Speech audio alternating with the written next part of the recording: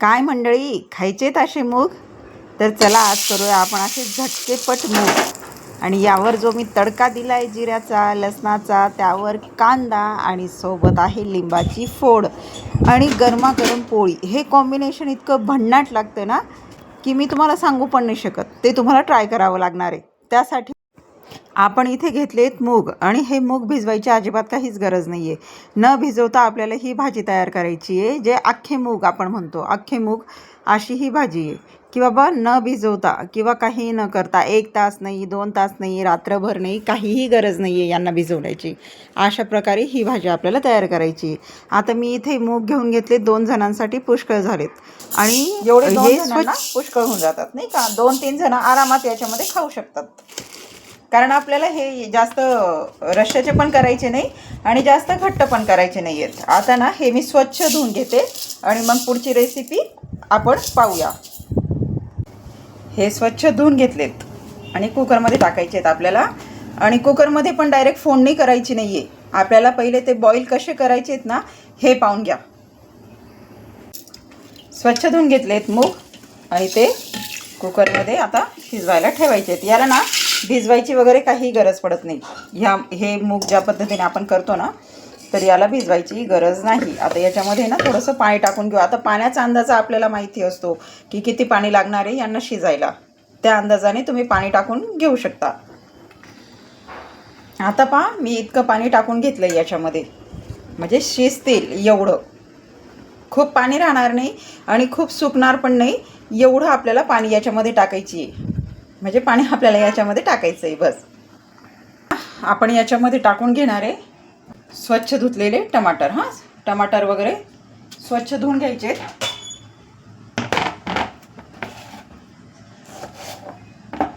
आणि टमाटरचे ना तुकडे बारीक करायची इतकी काही गरज नाही आहे, कारण आपण शिजवूनच घेणार आहेत. टाकलं की याच्यामध्ये तुम्ही तुकडे करून पण मिरच्या टाकू शकता. मी आता अख्ख्याच टाकणार आहे, कारण माझी मुलगी ते बाजूला काढून ठेवते मिरच्या, आणि जर तिला मिरची लागली तर मग ती भाजी काही खाणार नाही. त्याच्यामुळे याच्यामध्ये ॲड करायचे फक्त मीठ. असं टाकून आपल्याला कुकर लावून घ्यायचा आहे. आता मी कुकर इथे लावून घेतला आहे. आता हा कुकर माझा खूप वर्षांचा आहे, म्हणजे खूपच वर्षांचा आहे. त्याच्यामुळे कुकरला थोडंसं इग्नोर करा. आता आपण ना हे गॅसवर चढवून देऊया. आणि आमच्या इथे कसं आहे ना, बोरिंगचं पाणी असतं वापरायला वगैरे, बोरिंगचं पाणी ना, तर त्याच्यामुळे आमची भांडी पण खराब होतात. खूप खूप भांडे खराब होतात बोरिंगच्या पाण्याने. आता आपण हे गॅसवर ठेवून देऊया. ठीक आहे. आता मी एकीकडे ठेवला आहे भात, एकीकडे मूग शिजतायत. आता हे मूग आपण व्यवस्थित शिजवून घेऊया आणि मग पुढची रेसिपी मी तुम्हाला सांगते. या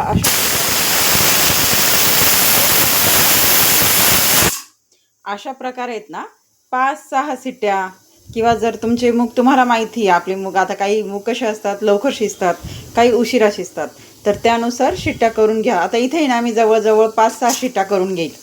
5-6 शिट्ट्यांमध्ये हे मूग व्यवस्थित शिजतील. आता ना शिट्ट्या झाल्याय. मी तुम्हाला जसं म्हटली ना 6 ते 7 शिट्ट्या केल्या. हे पहा मस्त शिजलेत ना.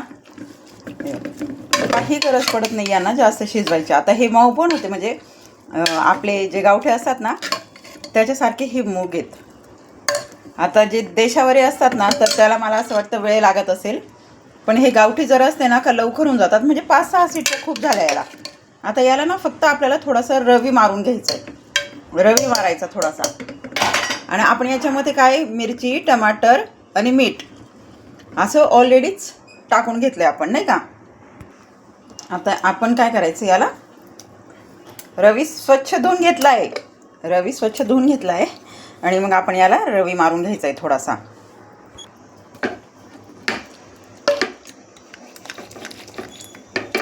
या प्रकारे ना रवी मारून घ्यायचा. आणि मिरच्या कशा आहेत ना, मिरच्या याच्यामध्ये मॅश होऊन जातील.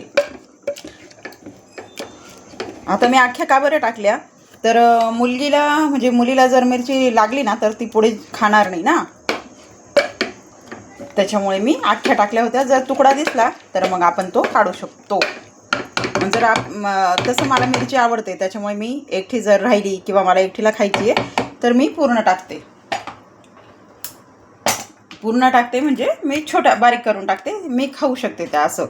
आणि अशा प्रकारे ना आपले हे मूग शिजून झालेत आणि मस्त झालेत. मेन म्हणजे खूप छान झालेत. खूप मॅश पण नाही करायची, ह्या प्रकारे ती दिसली पाहिजे. मूग आहेत ना ह्या प्रकारे आपल्याला दिसायला पाहिजे. हे पहा, खूप असं डाळीसारखं पण नाही घोटायचं आणि काही नाही. अशी ही व्यवस्थित शिजवून घ्यायची आहेत मूग. आणि हे एकदम झटकन होणार आहेत बरं का, म्हणजे आपल्याला इतकी काही मेहनत लागत नाही ह्या मूगला. आता याची पुढची प्रोसेस कशी आहे ना ते मी तुम्हाला दाखवते. आता इथे झालेत आपले मूग बॉईल झालेत. आणि आता तडका कसा द्यायचा आहे आणि काय सिंपल आहे ना ही. मी का म्हणते सिंपल आहे तर ते तुम्ही पण पहा, शेवटपर्यंत नक्की पहा. नाही की बाबा मी जर म्हणते सिंपल आहे तर का म्हणते. रेसिपी अशी ना की जे कांदा लसूण खात नाही ना तर ते सुद्धा ही बनवू शकतात आणि खाऊ शकतात. आता आपण इथे फक्त फोडणीचं भांडं ठेवून घ्यायचं आहे.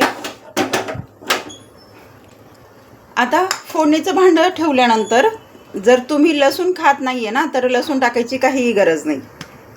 ठीक आहे, जर लसूण खात नाही आहे तर लसूण टाकायची तशी काही विशेष गरज नाही आहे. पण मला लसूण आवडतो आणि जास्त करून तडका दिलेला लसूण, त्याच्यामुळे मी इथे लसूण ॲड केला आहे. जर तुम्हाला नाही खायचं आहे किंवा तुम्ही नाही खाते ना तर तुम्ही टाकला नाही तरीही चालणार आहे. लसूण टाकला किंवा नाही टाकला त्याच्याने भाजीमध्ये किंवा आपल्या मूग जे बनवले त्याच्यामध्ये काहीही फरक पडणार नाही आहे. आता आपण ठेवलं इथे भांडं, याच्यामध्ये टाकून घ्यायचे आपल्याला तेल. की तुम्हाला जर लसूण चालत नसेल ना तर तुम्ही टाकला नाही तरी पण चालणार आहे. पण जसं मला आवडतो लसूण म्हणून मी इथे ॲड करणार आहे.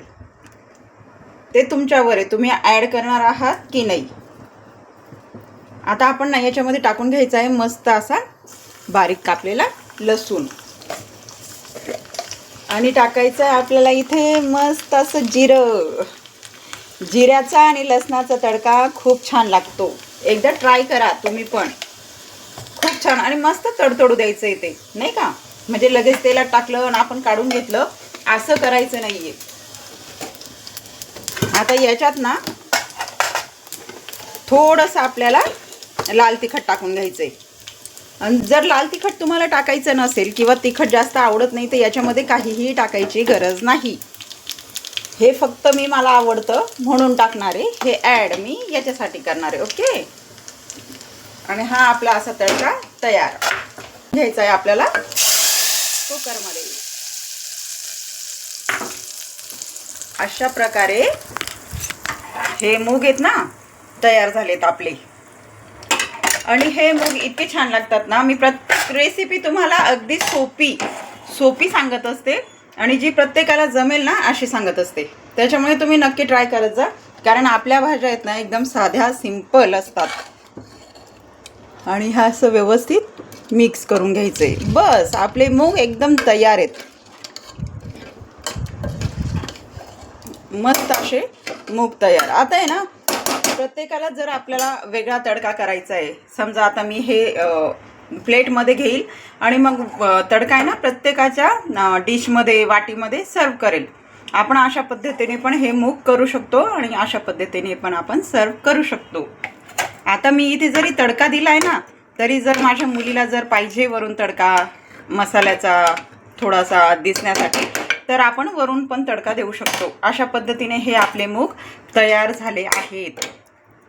आणि एकदा तुम्ही नक्की ट्राय करा आणि मला कमेंटवर नक्की सांगा की मूग कसे झालेत. अगदी साध्या आणि सोप्या आपल्या रेसिपी आहेत. त्याच्यामुळे रेसिपी शेअर करायला, कमेंट करायला, लाईक करायला मात्र विसरू नका. थँक्यू मैत्रिणींनो. जर तुम्ही इथपर्यंत आला आहात, व्हिडिओ पूर्ण पाहिला आहे त्यासाठी थँक्यू. आणि नक्की ट्राय करा. राधे राधे.